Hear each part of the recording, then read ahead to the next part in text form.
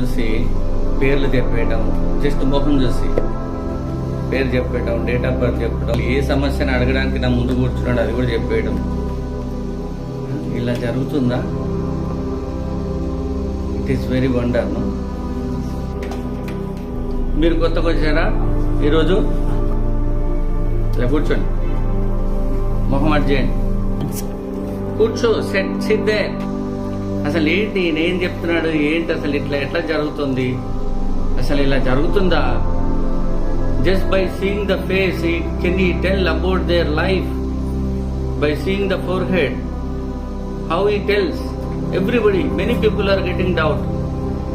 చెప్పంటారా? Suresh Babu. Yes sir. మీ పేరు నాకు తెలియదు కదా, నేనే కదా చెప్పాను. అవును sir. I don't know his name but now I said. అవును సార్. పేరు కూడా పేరు చెప్పడం అంటే ఇట్స్ గ్రేట్ సార్. ఇంత అక్యురేట్ గా, ఇంత పర్ఫెక్ట్ గా ఎట్లా చేస్తారు అనేది నేను మీకు చూపించాను. నేను ఈరోజు మళ్ళీ కూడా మీకు చూపించబోతున్నాను. మీ పేరు నేను అడగలేదు కానీ నీ పేరు చెప్పేశాను, ఓకేనా? అలాగే రండి, ఈరోజు మీ మొత్తం విషయాలు చెప్తాను. మీ పేరు అడగకుండానే నేను చెప్పాను కదా, అడగకుండా చెప్పానా లేదా? అయితే మరి ఇది ఎట్లా సాధ్యమైంది? ఈయన పేరు అడగలేదు, ఆయన ఎవరో తెలియదు, చెప్పాను. అసలు మీరు ఇంటికి వెళ్ళాక ఆశ్చర్యపోయారా?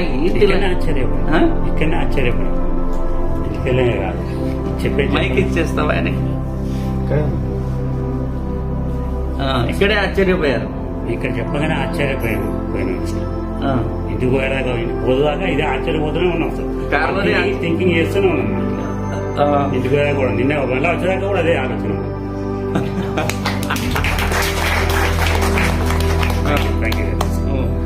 సరే సరే. అయితే మరి ఇప్పుడు నేను ఇంకా చాలా విషయాలు చెప్తాను. ఎట్లా అంటే మీకు అసలు పిచ్చెక్కిపోతుంది అంతే. సరే, ఈయన ఒప్పుకున్నారుగా, చెప్పేద్దాం. లైసెన్స్ ఇచ్చారుగా. ఈయన లైఫ్లో నేను చూడలేదు ఎప్పుడు. నన్ను ఈయన చూసింటాడు, ఏమన్నా చూస్తే వీడియోలో చూసింటాడేమో, నేనైతే చూడలా, ఓకేనా? ఇప్పుడు నేను ఇతని గురించి చెప్తాను. ఏమండి, నేను రాసివనా అసలు మీకు? మీకు బాగుంటుంది కదా. మిలిటరీలో చేశారా?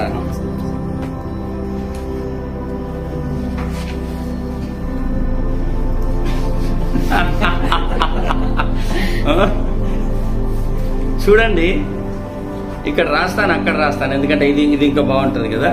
మీరు ఇక్కడ చూడకండి, తర్వాత చూపిస్తాను.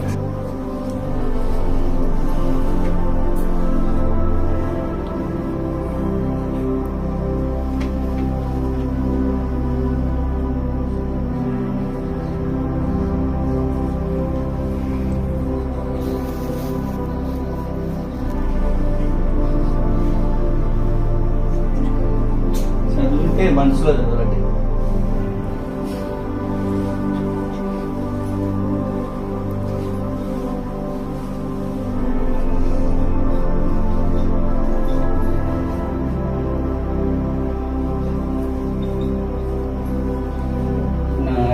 తెలుగు చాలా దారుణంగా ఉంటుంది, మీరు చూడొద్దండి. లేదు సార్, నేను చూడను.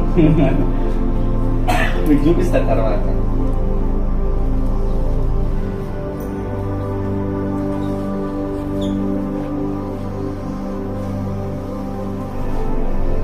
ఏం చేస్తాం, ఈయన వచ్చి నన్నే కూర్చోబెట్టాడు.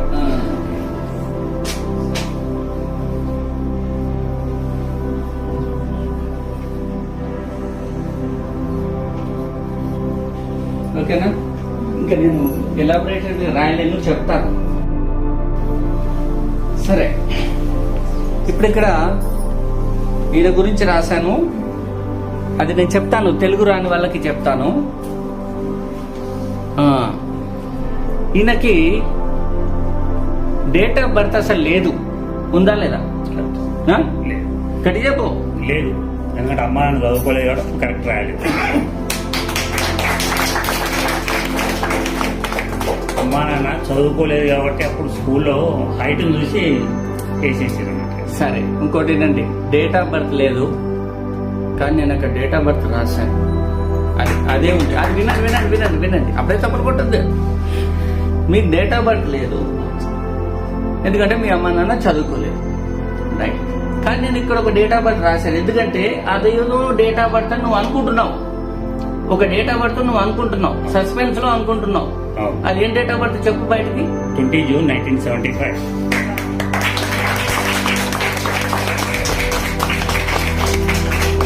కరెక్ట్ కదా? సరే, ఇక్కడ చూడండి, నువ్వు ఏం బిజినెస్ చేసావయ్యా? ఏం బిజినెస్ చేసావు? గ్రానైట్. కరెక్ట్ గా రాశాను కదా, రైట్. ఇక మిగతా ఏముంది? అప్పులు చేసావా? అప్పులు చేసావా?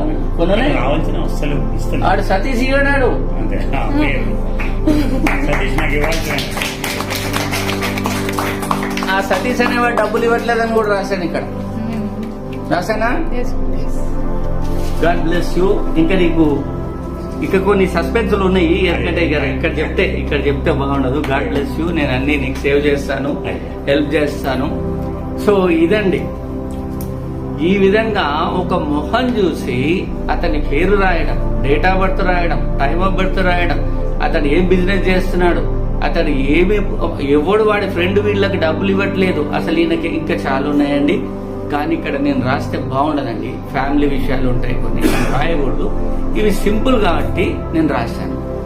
మొదటిసారి నేను పేరు రాసినప్పుడు ఈయన నిద్ర పట్టలేదంట పాపం. వెళ్తూ అదే డ్రైవింగ్ అలా సరిగ్గా చేసిన లేదా? చేసిన కానీ ఆశ్చర్యపోయాను.